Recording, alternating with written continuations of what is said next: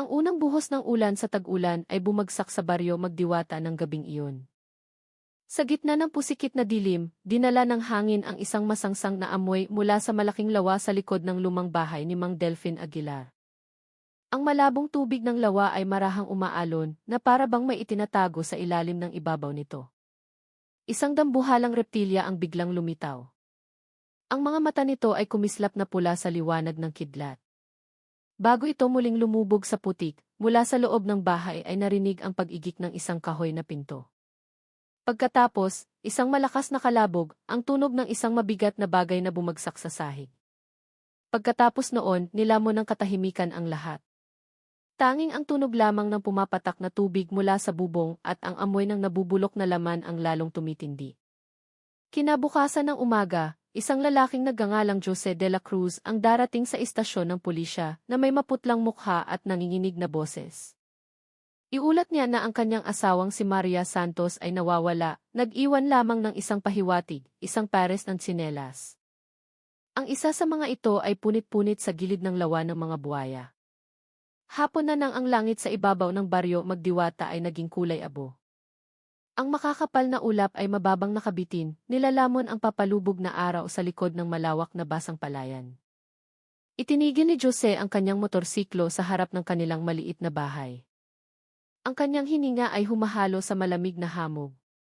Matapos ang isang linggong pagtatrabaho sa isang proyekto sa paggawa ng kalsada sa Butuan, sa wakas ay nakauwi na siya sa kanyang tahanan, sa iyakap ng kanyang butihing asawa, si Maria Santos. Ngunit sa sandaling humakbang ang kanyang mga paa sa kinakalawang na tarangkahan, isang kakaibang pakiramdam ang bumalot sa kanya. Walang tinig na sumalubong.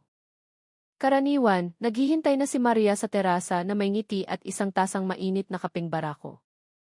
Ngayon, tanging ang kaluskos lamang ng mga dahon ng saging na hinahampas ng hangin ang naririnig.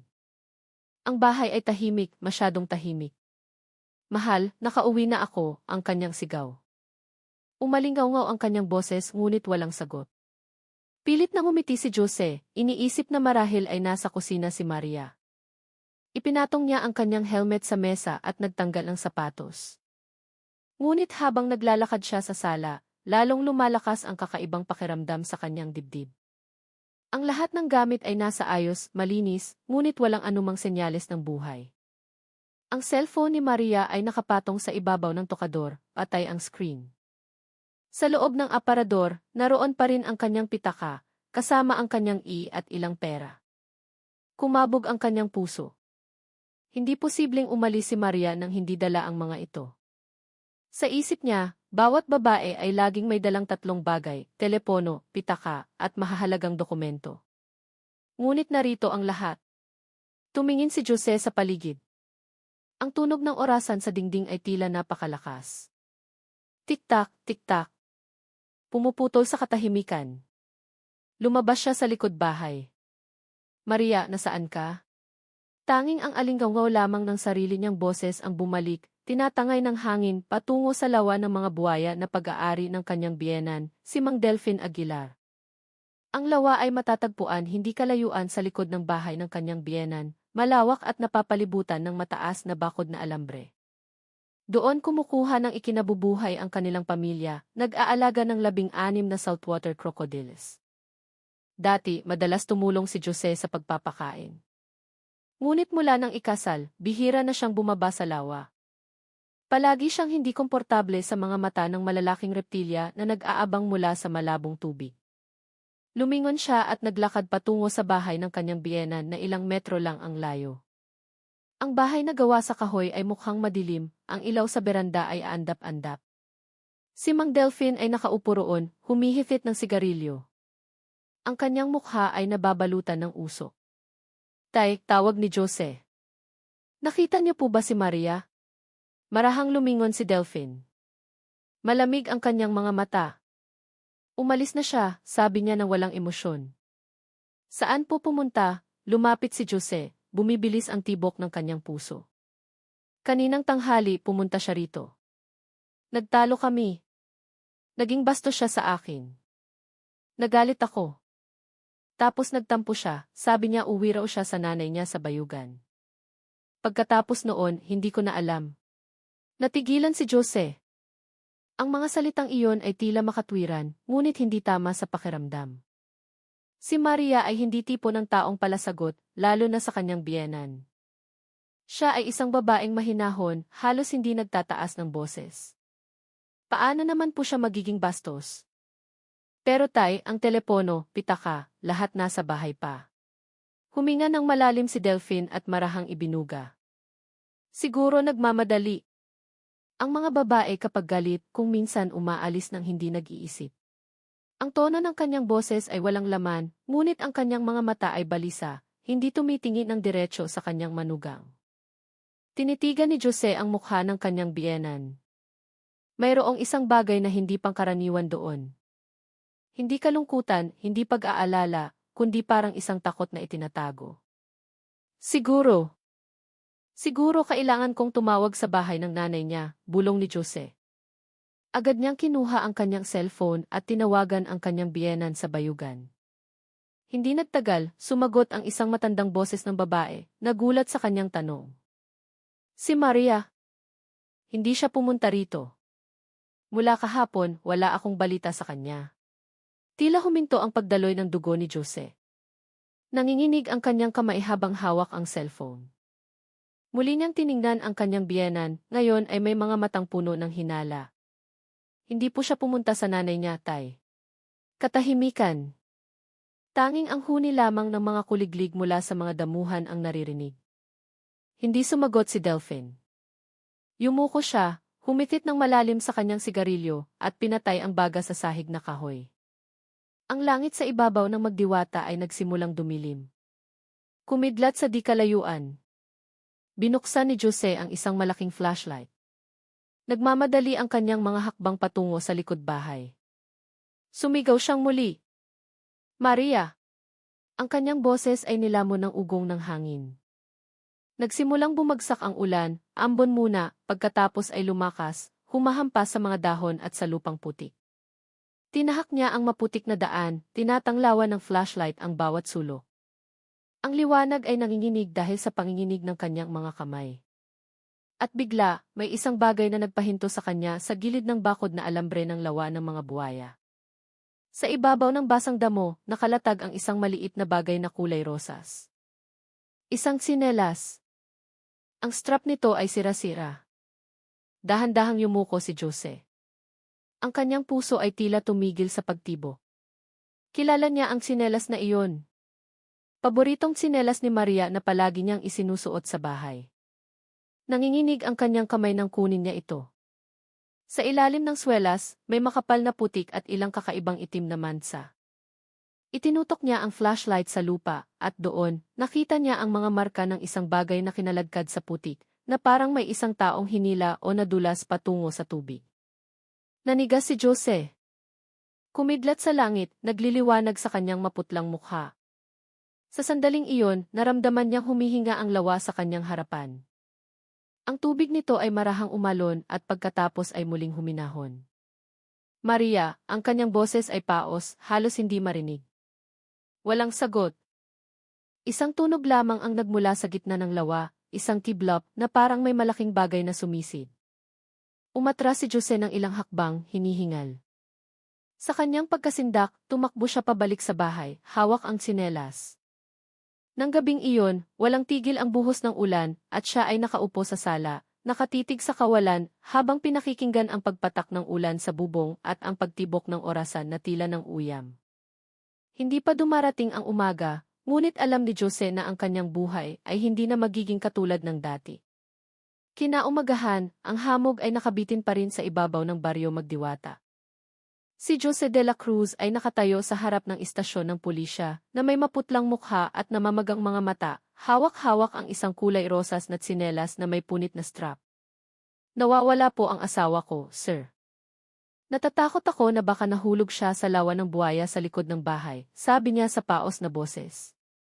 Tiningnan ni Police Sergeant Reyes ang tsinelas, pagkatapos ay tumingin kay Jose.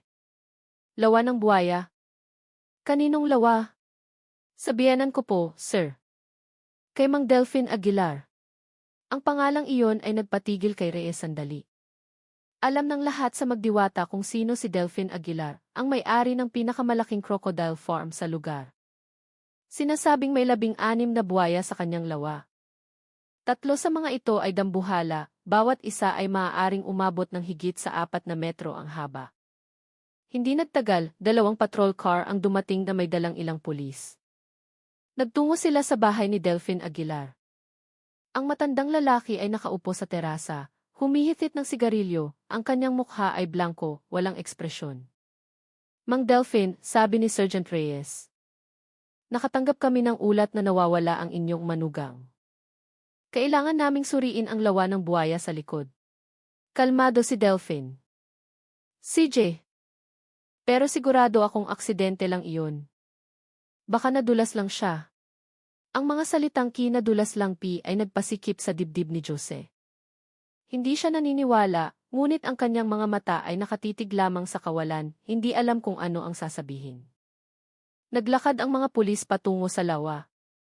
Ang tubig ay kulay tsokolate, kalmado ngunit mabaho. Ang kinakalawang na bakod na alambre ay nakapalibot sa malawak na lugar. Sa gilid ng lupa, lumuhod si Sergeant Reyes at tinutukan ng flashlight. May mahabang marka ng pagkakalagkad sa putik. Parang may kinalagkad papunta sa tubig, anya. Si Jose ay nakatayong naninigas sa kanilang likuran, mabilis ang tibok ng puso. Kagabi, may narinig akong tunog mula sa direksyon ng lawa, parang may nahulog, sabi niya ng mahina. Tiningnan siya ni Sergeant Reyes ng seryoso. Hindi ito ordinaryong pangyayari. I-report ko ito sa Provincial Police Office sa Butuan. Ilang oras makalipas, isang itim na sasakyan ang huminto sa harap ng bahay ni Delphine Aguilar. Isang matangkad na lalaki na nakasuot ng kumpletong uniforme ng pulisya ang bumaba. Siya si Police Major Ricardo Vargas, isang bihasang investigador mula sa Police Regional Office. Malamig ang kanyang mukha, matalim ang kanyang tingin. Matapos makinig sa isang maikling ulat, marahan siyang nagsalita. Kung hindi tayo makakasisid, palabasin natin ang mga nilalang na iyan. Malinaw ang kanyang utos. Mag-set up ng 4 na malalaking water pump. Ang ugong ng mga makina ay pumuno sa hangin. Ang putik at maruming tubig ay sinisipsip palabas, dumadaloy sa isang malaking kana sa gilid ng palayan. Si Jose ay nakatingin lamang mula sa malayo, habang si Delphine ay nakatayo sa kabilang panig, nakapamulsa. Ang kanyang mukha ay naninigas, ngunit ang kanyang mga daliri ay bahagyang nanginginig. Pagkalipas ng halos 1 oras, nagsimulang bumaba ang lebel ng tubig. Ang amoy ng isda at putik ay lalong tumindi. Bigla, ang tubig sa gitna ng lawa ay malakas na umalon. Pagkatapos ay lumitaw ang isang malaking ulo na kulay itim-berde. Isang dambuhalang buwaya ang nagpakita. Ang mga mata nito ay sumasalamin sa sikat ng araw na parang mga baga. Ihanda ang tranquilizer gun, sigaw ni Vargas. 3 pulis ang nagtaas ng kanilang mga armas, tinututok ang gilid ng liig ng buwaya. Dug! Umalingaw-ngaw ang tunog ng putok. Nagwala ang buwaya, pinaikot ang katawan nito, tumilamsik ang tubig sa lahat ng direksyon.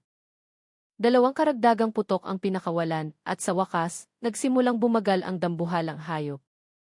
Mabigat ang paghinga nito bago tuluyang bumagsak sa putik. Kunin ang 2 pa, utos ni Vargas.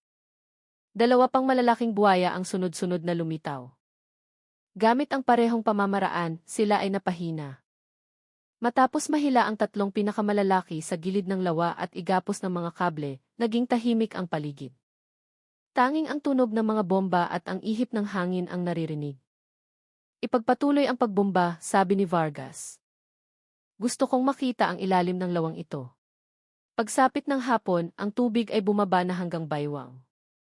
Ang itim na putik ay nagkakalat ng mabahong amoy na tumutusok sa ilong. Sa ilalim ng lawa, may isang madilim na bagay na nakausli sa putik. Isang pulis ang yumuko, kinuha ito gamit ang isang bakal na tungkod. Sir, tingnan niyo po ito, sabi niya. Lumapit si Vargas. Sa dulo ng tungkod, nakasabit ang isang basang piraso ng tela na kulay asul na may maliliit na puting bulaklak. Punit-punit ang hibla nito, ngunit malinaw pa rin ang kulay. Tumingin siya kay Jose na nakatayong naninigas sa gilid ng bakod. Namutla ang mukha ni Jose. Iyan ang damit pambahay ni Maria, sabi niya, halos hindi marinig. Bumabalot ang katahimikan sa lugar. Tumayo si Ricardo Vargas ng ilang segundo, pagkatapos ay tumingin sa kanyang mga tauhan. Mula ngayon, idinedeklara nating crime scene ang lugar na ito. Walang sinuman ang maaaring lumapit ng walang pahintulot. Tinitigan ni Jose ang lawa na ngayon ay halos tuyo na, hawak ang punit na tsinelas. Dahan-dahang umihip ang hangin, dala ang masangsang na amoy na lalong tumitindi. Sa likod ng marahang umaalon na putik, alam niyang may mas nakakakilabot na bagay na naghihintay na matagpuan. Dumidilim na sa magdiwata.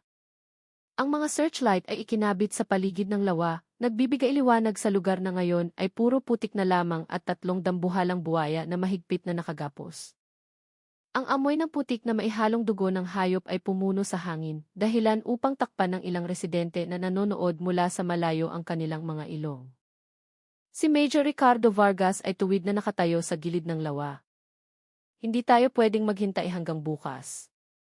Maaaring masira ang ebidensya. Ihanda ang forensic team, sabi niya ng mahina ngunit may diin. Dinala ng 2 pulis ang mga kagamitan, mahahabang kutsilyo, guwantes na goma, at mga supot para sa ebidensya. Ang tensyon ay ramdam na parang isang lubid na sobrang higpit. Si Jose de la Cruz ay nakatayo hindi kalayuan, nanginginig ang katawan. Ang kanyang mukha ay maputla na parang walang dugo. Ang unang buhaya ay hinila sa ibabaw ng putik. Ang laki nito ay pambihira, higit sa 4 na metro ang haba, halos kalahating tonelada ang bigat. Nang buksan ang tiyan ng hayop, ang tunog ng napupunit na laman at ang masangsang na amoy ay sumalubong sa lahat. Isang pulis ang nagtakip ng bibig, pinipigilan ang pagsusuka. Kumunot ang noo ni Vargas. Suriin ang laman ng dahan-dahan. Maingat nilang inilabas ang laman ng tiyan ng buwaya.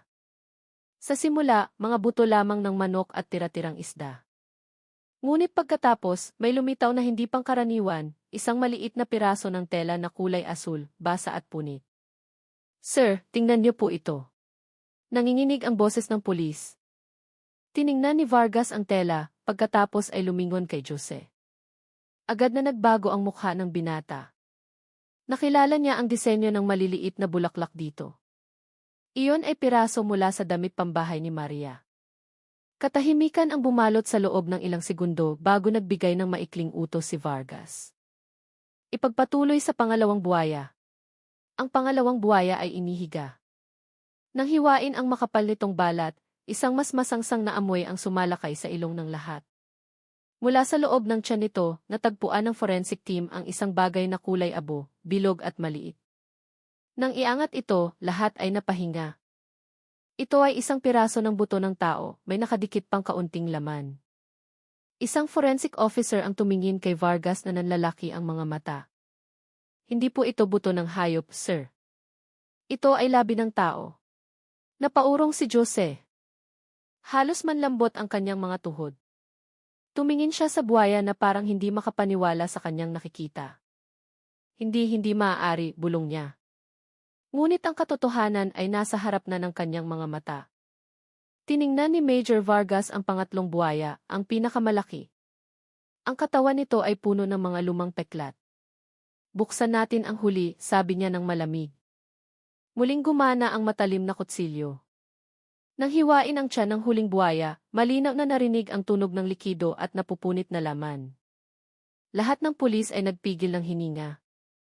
Mula sa loob ng tiyan ng hayop, may gumulong na maliit na bagay na kumikinang sa ilalim ng ilaw. Dahan-dahan itong pinulot ng forensic officer, nilinis ang putik sa ibabaw nito. Ito ay isang singsing na pilak. Nakaukit pa ang maliliit na letrang T.E. at N. Napasigaw si Jose ng mahina, halos matumba. Iyan ang aming singsing pangkasal, ang basag niyang boses, hindi mapigilan ang panginginig ng mga kamay. Matagal na tinitigan ni Vargas ang singsing, pagkatapos ay sinabi sa mababa, ngunit matalas na boses, mula ngayon, ituturing natin itong kaso ng pagpatay. At ang huling nakakita sa biktima na buhay ay. Huminto siya sandali, pagkatapos ay tumingin ang diretsyo kay Delphine Aguilar na nakatayo sa gilid ng bakod.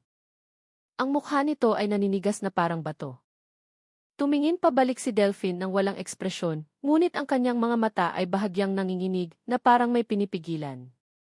Lumapit si Vargas. Mang Delphin, kailangan po namin kayong isama sa istasyon para sa karagdagang tanong. Sumagot si Delphin ng mahina. Sinabi ko na, aksidente iyon. Ang mga buhayang ito ay talagang mababangis. Mabangis, sagot ni Vargas ng malamig. Pero hindi kayang buksan ng buhaya ang bakod na alambre ng mag-isa. Hindi rin kayang kalagkarin ang isang tao ng 3 metro papasok sa tubig nang walang ibang bakas ng paa. Natahimik si Delphin.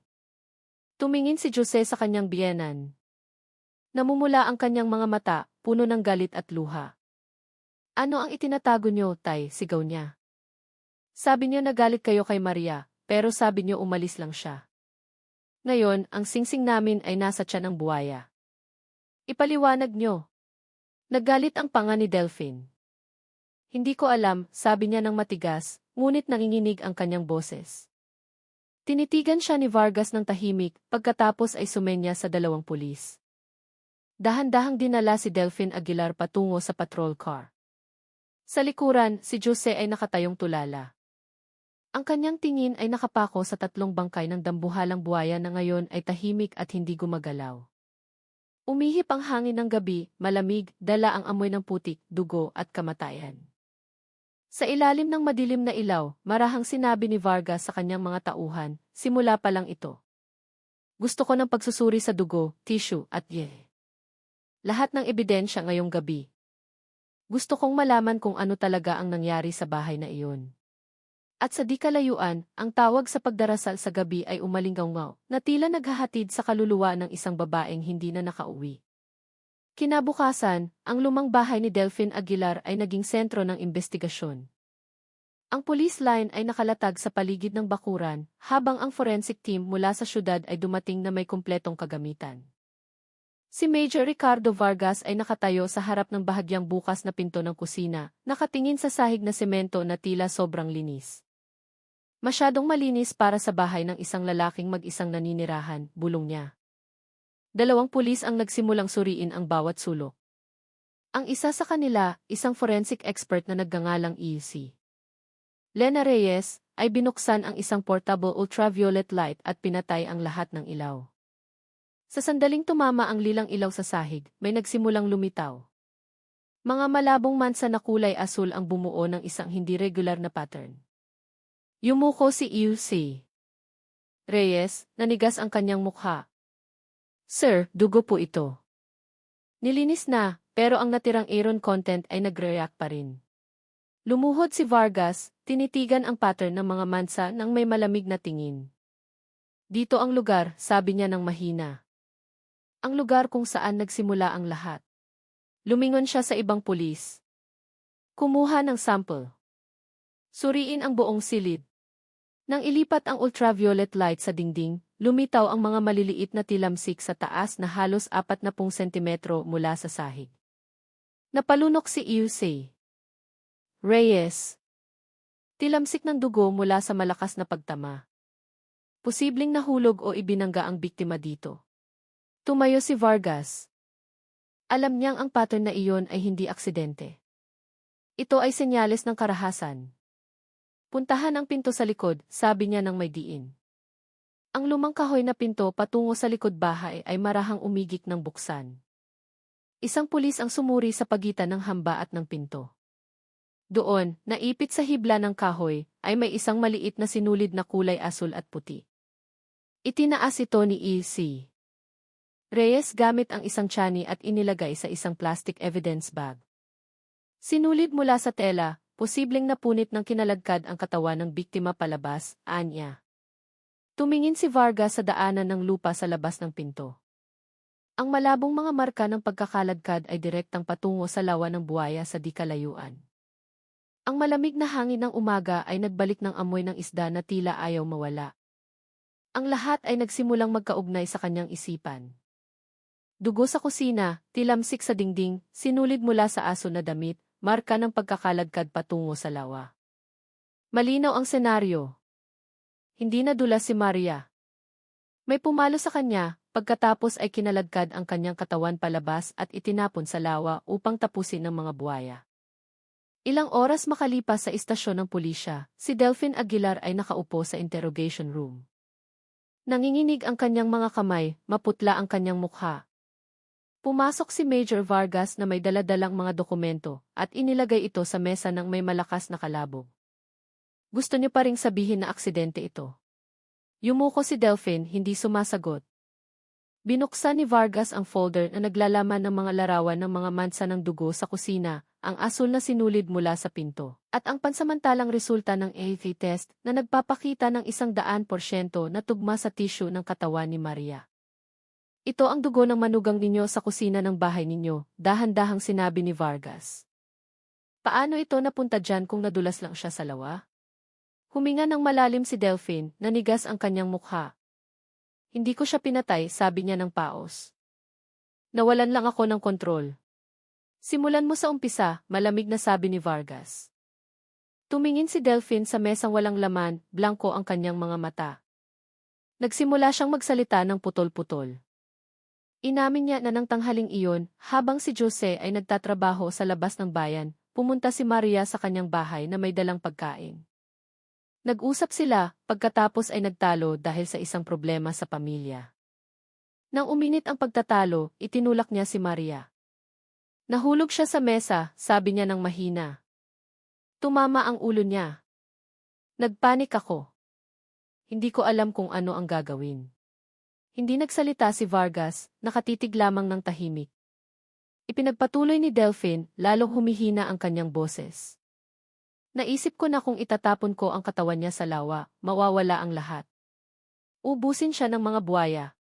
Yumuko siya, tinakpan ang mukha ng dalawang kamay. Mahabang katahimikan ang bumalot sa silid. Tanging ang tunog ng lumang bentilador ang naririnig sa itaas. At ang tsinela sa gilid ng lawa, tanong ni Vargas sa wakas. Ako ang naglagay noon, sagot ni Delphine. Para maniwala ang mga tao na nahulog siya. Si Jose, na naghihintay sa labas ng silid, ay narinig ang lahat. Nanginginig ang kanyang katawan, nakakuyom ang mga kamay hanggang sa mamuti ang mga ito. Gusto niyang pumasok, ngunit pinigilan siya ng dalawang pulis. Tumayo si Vargas, tinitigan ang matandang lalaki sa kanyang harapan. Alam niyo ba kung ano ang naghihintay sa isang taong nagtapon ng katawan ng biktima para pagtakpan ang isang pagpatay? Hindi sumagot si Delphine. Pumatak ang kanyang mga luha sa malamig na metal na mesa. Hapon na. Ang araw ay lumubog sa likod ng mga puno sa magdiwata. Sinimulan ng isara ng mga pulis ang lugar ng lawa, kinukuha ang mga huling ebidensya. Sa hangin, naamoy pa rin ang putik, dugo at pagkabulok. Nakatayo si Jose sa gilid ng bakod, nakatingin sa ibabaw ng tubig na ngayon ay kalmado na, walang alon. Bumulong siya ng mahina, halos hindi marinig ng sinuman. Nahanap na kita, Maria. Umihip ang hangin, dala ang amoy ng hamog na tila may bahid ng sabon, marahil mula sa kusina, ang lugar kung saan nagsimula ang lahat ng trahedya. 3 buwan ang lumipas mula ng gabing iyon nang tuyuin ang lawa ng buwaya. Ang baryo Magdiwata ay dahan-dahang bumalik sa katahimikan. Ngunit ang anino ng trahedya ay nananatili sa bawat bulungan ng mga residente. Ang lawa ni Delphine Aguilar ay tinabunan na ng lupa. Sa ibabaw nito ngayon ay tumutubo na ang mga ligaw na damo, na tila nais ng kalikasan na takpan ang sugat na minsan nang nabuksan. Ngunit ang sugat na iyon ay hindi pa naghihilom. Sa araw na iyon, sa Regional Trial Court sa Butuan, ang mga upuan ay puno ng mga taga-baryo na naghihintay sa hatol sa lalaking dati nilang tinatawag na Mang Delphine. Si Delphine Aguilar ay dinala sa loob ng korte na nakaposas. Payat ang kanyang katawan, ang kanyang buhok ay puti na. Dahan-dahan siyang naglakad, nakatingin sa sahig, nasa pagitan ng 2 pulis. Sa unang hanay, si Jose de la Cruz ay tahimik na nakaupo, matigas ang mukha, walang ekspresyon. Hindi na siya umiiyak. Ang kanyang mga luha ay natuyo na kasama ng libingan ng kanyang asawa. Tumayo ang piskal, malakas ang kanyang boses na pumuno sa korte. Batay sa mga ebidensyang hindi matututulan, ang dugo ng biktima sa kusina ng akusado, ang sinulid ng damit na tumutugma sa damit ng biktima, ang resulta ng FAA mula sa mga labi na natagpuan sa lawa ng buwaya, at ang pag-amin mismo ng akusado, Hinihiling namin ang parusang kamatayan para sa akusadong si Delphine Aguilar para sa krimen na planadong pagpatay at pagsira sa bangkay. Nag-ingay ang silid. Ang ilan sa mga residente ay nagpigil ng hininga, ang iba ay malakas na nagbubulungan. Si Delphine ay nanatiling nakayuko, hindi sinusubukang ipagtanggol ang sarili. Tiningnan siya ng hukom ng matalim. Akusado, mayroon ka bang nais sabihin bago maglabas ng desisyon ang korte? Dahan-dahang itinaas ni Delphine ang kanyang mukha, paos ang kanyang boses, halos isang bulong. Hindi ko binalak na patayin siya. Gusto ko lang siyang tumigil sa pagtanggi sa akin. Pero sumigaw siya. Nagpanik ako. Hindi na ako tao noong mga oras na iyon. Tiningnan siya ng piskal ng malamig. At pagkatapos noon, kinalagkad mo ang kanyang katawan, itinapon sa lawa at gumawa ng senaryo ng aksidente. Hindi iyon panik. Ipinikit ni Delphine ang kanyang mga mata, nanginginig ang kanyang mga labi. Alam ko, kahit anong sabihin ko, hindi na maibabalik ang kanyang buhay. Isang beses na pinukpok ng hukom ang kanyang martilyo. Sapat na. Ang huling saksi ay tinatawag. Si Ilchi. Lena Reyes, ang forensic expert na namuno sa investigasyon. Kalmado niyang ipinaliwanag ang tungkol sa mga mansa ng dugo, ang pattern ng tilamsik sa dingding, at ang resulta ng luminol test na nagpapatunay na ang dugo ay sinubukang linisin. Walang duda, sabi niya sa pagtatapos ng kanyang testimonya. Ang biktima ay pinatay sa loob ng bahay, hindi sa lawa. Nang bumalik si Ilse Reyes sa kanyang upuan, yumuko si Jose, tinakpan ang mukha ng dalawang kamay. Ayaw na niyang makita ang mga larawang ipinapakita sa screen, ang piraso ng asul na tela, ang singsing na may ukit na at ang mga labi na kinuha mula sa tiyan ng buwaya. Lahat ng iyon ay naging piping saksi na ang pag-ibig ng kanyang buhay ay nagwakas sa pinakamalupit na paraan. Pagsapit ng hapon, matapos ang deliberasyon, bumalik ang mga hukom sa korte. Ang kapaligiran ay biglang naging tahimik. Lahat ng mga mata ay nakatuon sa mesa ng hukom. Ang punong hukom ay nagsalita ng may mabigat na boses, bawat salita ay may diin. Isinaalang-alang ng korte ang lahat ng ebidensya, testimonya at pag-amin ng akusado. Ang ginawa ng akusado ay hindi lamang kumitil sa buhay ng isang inosenteng babae, kundi dinungisan din ang ugnayan ng ama at anak at sinira ang moralidad ng komunidad.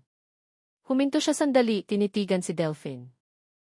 Dahil dito, batay sa Artikulo 248 ng Revised Penal Code, hinahatulan ng korte ng parusang kamatayan ang akusadong si Delphine Aguilar. Pagkatapos ay sumabog ang silid sa mga sigawan at palakpakan. Ang ilan ay umiyak sa ginhawa. Si Jose ay nakaupo lamang, nakatingin sa kawalan. Walang pakiramdam ng kasiyahan, walang paghihiganti na natupad, tanging kawalan. Hirap na tumayo si Delphine Aguilar. Hindi siya sumigaw, hindi nagmakaawa. Tiningnan niya lamang ang kanyang manugang. Isang tingin na maihalong pagsisisi at takot. Dahan-dahang gumalaw ang kanyang mga labi, bumubuo ng mga salitang si Jose lang ang makakabasa. Patawarin mo ako. Ngunit hindi sumagot si Jose. Ibinaling niya ang kanyang mukha, hawak ang singsing na pilak sa kanyang kamay, ang tanging bagay na natira mula kay Maria. Ilang linggo matapos ang hatol, isinagawa ang pagbitay ng pribado. Walang media, walang maraming tao, isang maikling ulat lamang sa lokal na pahayagan, akusado sa kaso ng pagpatay sa magdiwata, binitay kaninang madaling araw. Samantala, ipinagbili ni Jose ang kanilang lumang bahay at lumipat sa ibang lungsod. Bawat taon, sa petsa ng pagkawala ni Maria, bumabalik siya sa magdiwata, may dalang puting bulaklak. Inilalagay niya ito sa ibabaw ng patag na lupa kung saan dating naroon ang lawa ng buwaya. Matagal siyang nakatayo roon, hinahayaang haplusin ng hangin ang kanyang mukha. Sa kalangitan, dahan-dahang lumubog ang araw, nag-iwan ng madilim na pulang kulay sa ibabaw ng palayan, at sa pagitan ng mga damo, tila naririnig pa rin ang isang mahinang bulong, ang malambing na boses na dati tumatawag sa kanyang pangalan. Ngumiti si Jose ng bahagya, tumingin sa lupa at bumulong, mapayapa ka na, Maria. Tapos na ang lahat. Mula nang isagawa ang hatol kay Delphine Aguilar, ang baryo Magdiwata ay muling nalunod sa isang kakaibang katahimikan. Wala nang tunog ng tubig mula sa lawa ng buwaya. Ang dating lawa ay tinamnan na ng mga talahib, at sa tuwing umiihip ang hangin, ang mga ito ay yumuyugyug na tila nagtatago ng mga bulong ng nakaraan. Ngunit para sa mga residente, ang lugar na iyon ay nananatiling isang bukas na sugat. Ipinagbabawal sa mga bata ang maglaro sa paligid. Sa tuwing sasapit ang gabi at kumakapal ang hamog, may mga nanunumpa na nakakarinig sila ng tunog ng tilamsik ng tubig at isang malabong sigaw ng babae na tumatawag sa isang pangalan, isang boses na pinaniniwalaan nilang kaluluwa ni Maria Santos. Bumalik si Jose de la Cruz sa magdiwata 6 na buwan matapos ang hatol. Nakatayo siya sa gilid ng lot kung saan dating nakatayo ang bahay ng kanyang biyenan. Nagbago na ang lahat. Ang bahay ay giniba na, ang lupa ay kinuha ng gobyerno, at sa gitna ng bakuran ay nakatayo ngayon ang isang kahoy na karatula na may nakasulat na, lupang nasa ilalim ng pangangalaga ng Estado. May dala siyang isang bungkos ng puting sampagita at isang maliit na kandila. Mabagal ang kanyang mga hakbang, ngunit tiyak. Huminto siya sa lugar kung saan dating naroon ang kusina, isang silid na ngayon ay basag na sementadong sahig na lamang at mga labi ng pader na mailumot. Doon nagsimula at nagtapos ang lahat. Sinindihan ni Jose ang kandila, yumuko at nagdasal. Ang kanyang boses ay halos hindi marinig. Hindi ko alam kung sapat na akong malakas para magpatawad. Pero susubukan ko, Maria. Dahil iyon lang ang paraan para mabuhay ako. Isang matandang anino ang lumitaw sa di kalayuan. Si Ilchi. Lena Reyes, ang forensic expert na tumulong sa investigasyon. Tahimik siyang dumating, may dalang maliit na folder. Narinig kong bumalik ka, sabi niya ng mahina. Mayroon akong hindi pa naibabalik. Inabot niya ang folder. Sa loob nito ay isang kopya ng huling ulat ng investigasyon at isang maliit na larawan, ang singsing na pilak na may ukit na I at I na nakapatong sa asul na tela na pinatuyo na. Ngumiti si UC. Reyes ng bahagya. Naisip ko na mas mabuti kung ang bagay na iyan ay nasa tamang mga kamay. Matagal na hinawakan ni Jose ang larawan. Ang katotohanan ay maaaring hindi kailanman ganap na lumabas, sabi niya ng mahina. Umiling si UC. Reyes. Ang katotohanan ay laging naghahanap ng paraan, Ginoong de la Cruz. Ang trabaho lang natin ay buksan ang pinto. Umihip ang hangin, dala ang amoy ng hamog mula sa palayan. Nagpaalam si UC. Reyes at umalis, iniwan si Jose na mag-isa sa bakuran. Tumingin siya sa langit, may mga kulay abong ulap na nakabitin. Ngunit sa likod nito, may isang banayad na liwanag na dahan-dahang tumatagos. Nang gabing iyon, nanuluyan si Jose sa bahay ng isang matagal ng kaibigan. Ngunit nang tulog na ang lahat, lumabas siya at naglakad patungo sa dating lawa ng buwaya. Ang lupa doon ay matigas na, ngunit sa gitna nito ay mayroon pa ring malaking lubak, tulad ng isang sugat na hindi pa naghihilom. Lumuhod siya, itinulos ang pangalawang kandila doon at tumingin sa kadiliman. Hindi ko alam kung payapa na ang iyong kaluluwa, Maria, sabi niya sa paos na boses. Pero ipinapangako ko, wala nang masasaktan sa lugar na ito. Dinala ng hangin ng gabi ang isang banayad na bulong sa makapal na hamog. Pakiramdam niya ay nakakita siya ng anino ng isang babaeng nakasuot ng asul na damit na nakatayo sa kabilang panig ng lubak. Ang kanyang buhok ay dahan-dahang tinatangay. Ngumiti ang anino pagkatapos ay dahan-dahang naglaho kasama ng hamog. Ipinikit ni Jose ang kanyang mga mata. Kung ito man ay imahinasyon o katotohanan, hindi niya alintana. Alam niyang sa unang pagkakataon mula nang mangyari ang trahedya, gumaan ang kanyang dibdib. Ilang buwan makalipas, ginawang maliit na parke ng pamahalaang lokal ang dating lawa na may isang batong monumento na may nakasulat na, sa pag-alala sa lahat ng biktima na walang boses. Ang katotohanan ay hindi malilibing. Nagsimulang pumunta ang mga residente tuwing hapon, nagtatanim ng mga bulaklak, nagwawalis ng daanan, at nagsisindi ng mga kandila sa monumento tuwing Biyernes ng gabi. Ang magdiwata ay dahan-dahang bumabangon. Kahit na ang peklat ay nananatili sa kanilang alaala. Bumalik si UC. Reyes upang dumalo sa pagpapasinaya ng parke. Tumayo siya sa tabi ni Jose, nakatingin sa batong monumento na matatag na nakatayo sa ilalim ng papalubog na araw. Sa wakas, makakahinga na rin ang baryong ito, sabi niya ng mahina. Tumango si Jose. Pero sa tuwing umiihip ang hangin, naririnig ko pa rin ang tunog ng tubig sa aking isipan. Tiningnan siya ni Ilse Reyes nang may malambing na mga mata.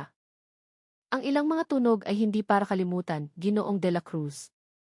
Nariyan sila para hindi natin ulitin ang parehong pagkakamali. Dahan-dahang lumubog ang araw, nagbibigay liwanag sa monumento ng gininto ang kulay. Yumuko si Jose, hinaplos ang ibabaw ng bato at bumulong. Magpahinga ka na sa kapayapaan, Maria. Mabubuhay ako para sa ating dalawa.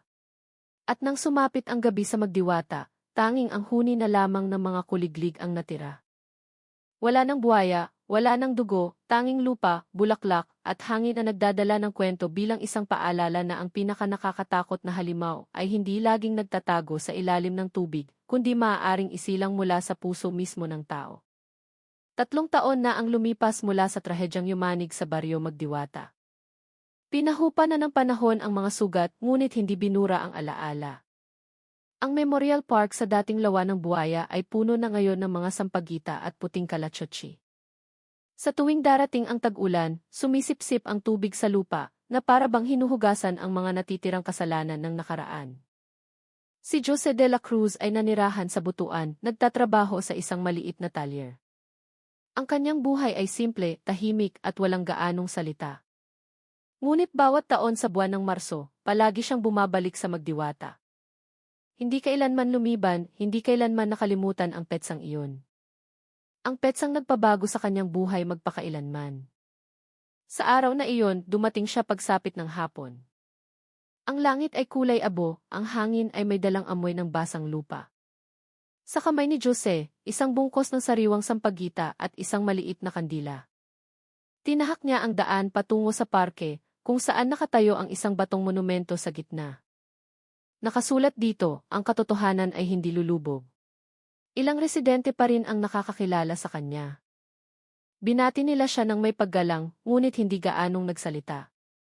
Sa kanilang mga mata, si Jose ay hindi lamang isang taong nawalan ng asawa, siya ay isang saksi sa kadilimang minsan nang bumalot sa kanilang baryo.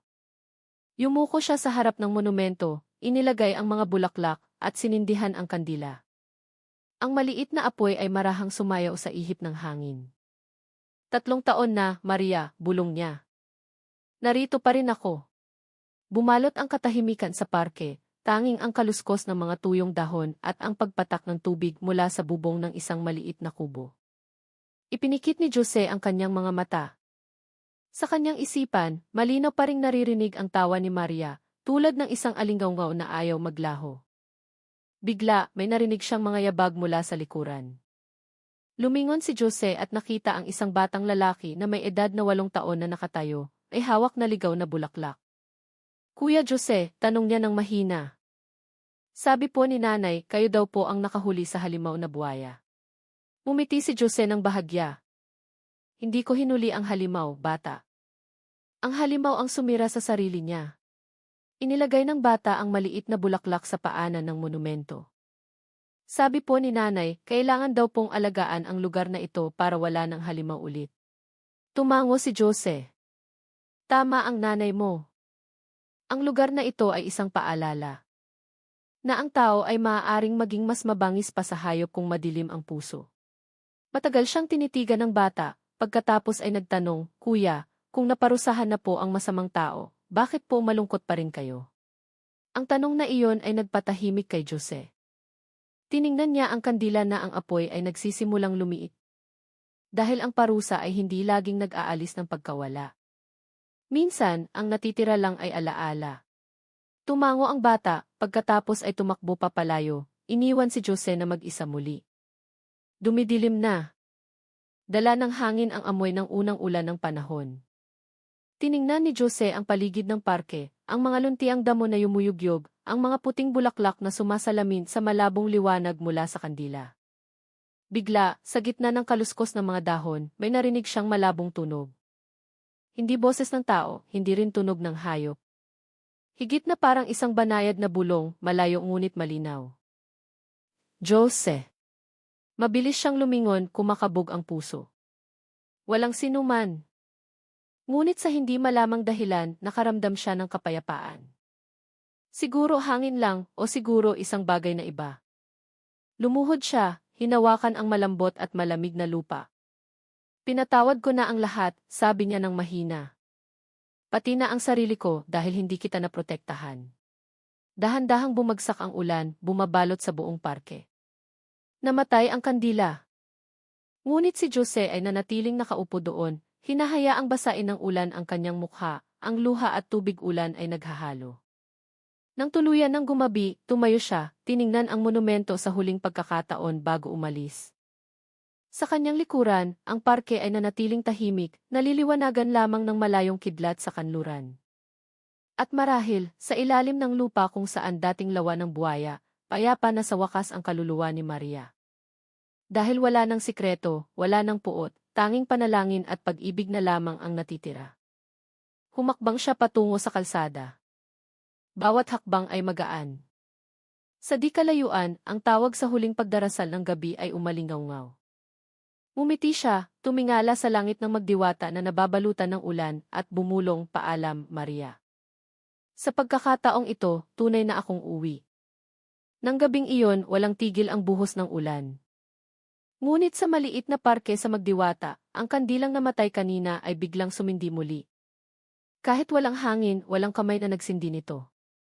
Ang maliit na apoy ay tuwid na nakatayo sa harap ng batong monumento, na parang isang tanda na ang pag-ibig, kahit na natapos sa mundo, ay hindi kailanman tunay na mamamatay. Kinaumagahan, pagkatapos ng malakas na ulan, ang hangin sa magdiwata ay sariwa. Ang langit ay kulay asul, at sa ibabaw ng Memorial Park, isang bahaghari ang bumabaluktot mula sa dulo hanggang dulo, sumasalamin sa mga kulay nito sa basang damo.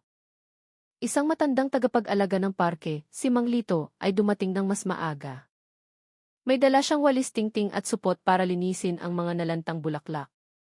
Ngunit pagdating niya sa harap ng monumento, napahinto siya. Doon, ang maliit na kandilang iniwan ni Jose kagabi ay nagsisindi pa rin.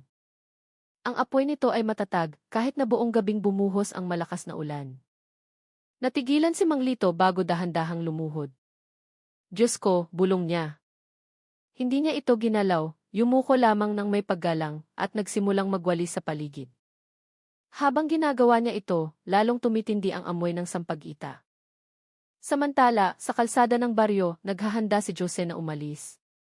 Naglakad siya patungo sa maliit na terminal sa dulo ng kalsada. Isang simpleng backpack sa kanyang balikat, matatag ang kanyang mga hakbang. Sa isang kanto, isang babae ang tumawag sa kanya. "Ginoong Jose, sandali." Lumingon si Jose. Ito si Aling Wati, ang may-ari ng isang maliit na tindahan. Ang babae ay may dalang maliit na balutan. "Ito, kaunting pasalubong. Narinig kong aalis ka na naman." Tinanggap ni Jose ang balutan ng may ngiti. "Salamat po. Babalik ako kapag tama na ang panahon." Tumango si Aling Wati. "Hindi ka malilimutan ng baryong ito. Kung hindi dahil sa iyo at sa pulis na iyon, baka hindi lumabas ang katotohanan." Tumingin si Jose sa paligid, sa mga luntiang palayan, sa mga puno. "Ang ginawa ko lang po ay isang bagay," sabi niya ng mahina. "Ang hanapin ang katotohanan para sa taong mahal ko." Ngumiti ang babae at umalis. Nang dumating ang bus patungong Butuan, sumakay si Jose at umupo sa likuran. Tumingin siya sa bintana, dahan-dahang lumalayo ang baryo. Sa kanyang bulsa, ang singsing na pilak na may ukit na II at DE ay nakatago pa rin. Malamig, ngunit nagbibigay ng kapayapaan. Ipinikit ni Jose ang kanyang mga mata. Sa kanyang isipan, muli niyang nakita ang mukha ni Maria na nakangiti. "Malaya ka na ngayon," bulong niya. "Ganoon din ako." Gumaan ang kanyang pakiramdam. Wala nang galit, wala nang pagsisisi, tanging mga alaala na ngayon ay naging lakas. Ilang oras makalipas, nakatanggap si Major Ricardo Vargas ng isang sulat sa kanyang opisina. Isang simpleng sulat kamay. "Major Vargas, salamat po sa paglaban para sa katarungan para sa aking asawa. Magsisimula ako ng bagong buhay, pero hindi ko malilimutan ang itinuro ninyo. Na ang kasamaan ay maaaring itago, ngunit ang katotohanan ay laging hahanap ng paraan. Jose de la Cruz." Binasa ni Vargas ang sulat, bahagyang humiti, at inilagay sa isang drawer, kasama ng mga lumang kaso. Kahit isang kaluluwa man lang ay nakahanap ng kapayapaan, bulong niya. Pagsapit ng hapon sa magdiwata, si Mang Lito ay nagbabantay pa rin sa parke. Ang kandila ay kusang namatay. Ngunit sa lugar kung saan ito nakatayo, ang natunang na kandila ay bumuo ng isang kakaibang hugis, parang isang maliit na puso. Ang mga taong dumadaan ay humihinto para tingnan ito, nagbubulungan. Sabi nila, iyon daw ay isang tanda. Payapa na ang kanyang kaluluwa. Marahil ang pag-ibig nila ay tinanggap na sa langit. Lumubog ang araw sa likod ng mga puno. Ang huling sinag nito ay sumasalamin sa batong monumento. At sa isang saglit, sa ibabaw ng monumento ay may nakitang malabong anino ng dalawang silweta na magkatabi, isang lalaki at isang babae, bago dahan-dahang naglaho kasama ng takip silim. Sumapit ang gabi, muling umihip ang hangin, dala ang bango ng sampagita at ang tunog ng tubig mula sa isang kanal. Ang baryo Magdiwata ay natulog sa kapayapaan. Wala ng takot, wala ng dugo. Tanging isang bagay na lamang ang natitira, ang kwento ng pag-ibig na sinira ng kasalanan, ngunit muling nilinis ng katotohanan at panahon. At sa ilalim ng kalangitan na nagsisimula ng magkaroon ng mga bituin, ang Magdiwata ay tuluyan ng naging payapa. Isang buwan matapos iwan ni Jose ang Magdiwata, ang butuan ay maingay at siksikan. Sa gitna ng kaguluhan, tahimik na namumuhay si Jose. Nagtatrabaho siya bilang mekaniko sa isang maliit na talyer. Simple ang kanyang buhay at bihira siyang makisalamuha. Isang hapon, isang babae ang dumating sa talyer. Ang kanyang damit ay simple, ang kanyang mukha ay pagod, ngunit ang kanyang mga mata ay nagpapakita ng katatagan. "Kayo po ba si Ginoong Jose de la Cruz?" tanong niya ng mahina. Tiningnan siya ni Jose. "Opo, ako nga po." "Ano po ang maipaglilingkod ko?" Inilabas ng babae ang isang brown na folder. "Ako po si Atty. Retty. Mula sa isang legal aid group. May hinahawakan kaming kaso ng lupa sa Magdiwata. Lumabas po ang pangalan ninyo sa mga lumang dokumento. Kailangan po namin ang pahayag ninyo tungkol sa dating lawa." Natigilan si Jose. Ang pangalan ng Magdiwata ay may kakayahan pa ring tumusok sa kanyang dibdib. "Pasensya na po. Wala na po akong kinalaman sa lugar na iyon."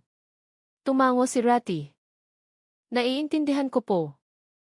Ngunit gusto ng mga residente na gawing legal na pampublikong lupa ang Memorial Park. Kailangan nila ang pirma ninyo para maiwasan ang anumang pag-aangkin." Yumuko si Jose. "Sige po, tutulong ako." Pinirmahan niya ang mga dokumento. Pagkatapos, tiningnan siya ni Ratty. "Narinig ko po ang tungkol sa kasong iyon," sabi niya ng maingat. "Tungkol sa mga buwaya sa trahedya. Mahirap pong paniwalaan na ang tao ay maaaring maging ganoon kalupit." Umiti si Jose ng bahagya. Ang kasamaan ay hindi biglang lumilitaw. Dahan-dahan itong tumutubo sa isang pusong hinayaang maging madilim. Nagpaalam si Ratty, iniwan si Jose na mag-isa sa kanyang mga iniisip. Nang gabing iyon, habang pauwi, sa ilalim ng isang madilim na ilaw sa kalsada, may nakita siyang nakalatag sa lupa, isang sariwang bulaklak ng sampagita. Kumabog ang kanyang puso. Tumingin siya sa paligid, ngunit walang tao. Kinuha niya ang bulaklak, ang amoy nito ay nagbalik sa kanya sa Magdiwata. Nang bubuksan na niya ang pinto ng kanyang bahay, may nakita siyang isa pang bulaklak ng sampagita sa sahig. Nanigas si Jose. "Maria, ikaw ba iyan?" bulong niya. Walang sagot, tanging ang ihip ng hangin. Sa mga sumunod na araw, patuloy na lumilitaw ang mga bulaklak ng sampagita. Sa kanyang mesa sa trabaho, sa upuan ng talyer. Hanggang isang gabi, may nakita siyang isang batang babae na nakatayo sa harap ng kanyang bahay, may hawak na sampagita. "Kuya Jose," malambing ang kanyang boses. "Ang bulaklak na ito galing sa Magdiwata." Sabi niya, "Salamat daw po dahil tinupad niyo ang pangako niyo." Bago pa makalapit si Jose, umihip ang malakas na hangin. Namatay ang kandila sa kanyang terasa. At nang bumalik ang liwanag, wala na ang bata. Tanging ang bulaklak na lamang ang naiwan. Matagal na nakatayo si Jose doon. Pagkatapos ay pinulot niya ang bulaklak. "Kung ito ang paraan mo ng pamamaalam, Maria," sabi niya ng mahina. "Naiintindihan ko na." Sa labas, dahan-dahang bumuhos ang ulan, at sa puso ni Jose, sa unang pagkakataon, wala nang bigat, tanging katahimikan at kapayapaan na sa wakas ay dumating pagkatapos ng mahabang bagyo. Kinaumagahan, nakatayo si Jose sa harap ng bintana ng kanyang tinutuluyang bahay, hawak ang huling bulaklak ng sampagita. Ngumiti siya. 3 taon siyang nabuhay sa anino ng nakaraan. Ngayon, iba na ang lahat. Hindi dahil nakalimutan niya, kundi dahil sa wakas ay nakipagpayapa na siya. Nagpasya si Jose. Sumulat siya ng isang maikling liham, inilagay sa mesa, at nilock ang pinto. Pagdating niya sa magdiwata, ang langit ay nagsisimulang dumilim. Ang Memorial Park ay mayroon ng puting bakod at isang karatula na may nakasulat na, Tahanan ng Kapayapaan ni Maria Santos. Pumasok siya, ang amoy ng sampagita ay nasa lahat ng dako. Huminto siya sa harap ng monumento. 3 taon na, sabi niya ng mahina. At naaalala ko pa rin ang lahat tungkol sa iyo. Sinindihan niya ang isang kandila. Hindi nagtagal, lumapit si Atty. Ratty. Hindi ko inaasahan na magkikita tayo ulit dito. Ngumiti si Jose. Gusto ko lang tiyakin na ang lugar na ito ay nananatiling tulad ng dati. Opisyal na itong pampublikong lupa, sabi ni Ratty. Walang sinuman ang maaaring manggulo rito. Tumayo silang dalawa ng tahimik. Pagkatapos ay sinabi ni Ratty, hindi ko alam ang buong kwento, pero sa narinig ko, tila ang pag-ibig ninyo ay narito pa rin. Tumingin si Jose sa lupa. Ang pag-ibig ay hindi namamatay, nagbabago lang ng anyo. Ngumiti si Ratty. Kung ganoon, marahil oras na para matutunan ninyong mahalin muli ang buhay. Nagpaalam si Ratty, iniwan si Jose. Umupo siya sa isang bangkong kahoy, hinahayaang basain ng ambon ang kanyang mukha. Ipinikit niya ang kanyang mga mata. Sa katahimikan, narinig niya ang isang malambing na boses na matagal nang nawala, isang mahinang tawa. Ngumiti siya. Alam ko, Maria. Alam kong payapa ka na. Nang imulat niya ang kanyang mga mata, ang kandila ay nagsisindi pa rin. Tumayo siya, tiningnan ang apoy nito ng matagal at bumulong. Kahit pagkatapos ng lahat, tumalikod siya at umalis sa parke. Sa kanyang likuran, tumila ang ulan, at ang araw ay lumitaw mula sa likod ng mga ulap, nagbibigay ng mainit na liwanag sa monumento. Naglakad si Jose patungo sa pangunahing kalsada. Sa dulo ng baryo, isang bus ang naghihintay. Sumakay siya, umupo malapit sa bintana, at tiningnan ang magdiwata na dahan-dahang lumalayo. Sa unang pagkakataon, hindi siya nakaramdam ng pagkawala, tanging pasasalamat. Pasasalamat dahil ang katotohanan ay lumabas. Pasasalamat dahil ang pag-ibig, kahit nawasak, ay nagpalaya sa kanya. Gumalaw ang bus. Ang langit sa labas ay naging kulay kahel. Tiningnan ni Jose ang singsing na pilak sa kanyang daliri at bumulong, paalam, Maria. Ngayon, mabubuhay na ako.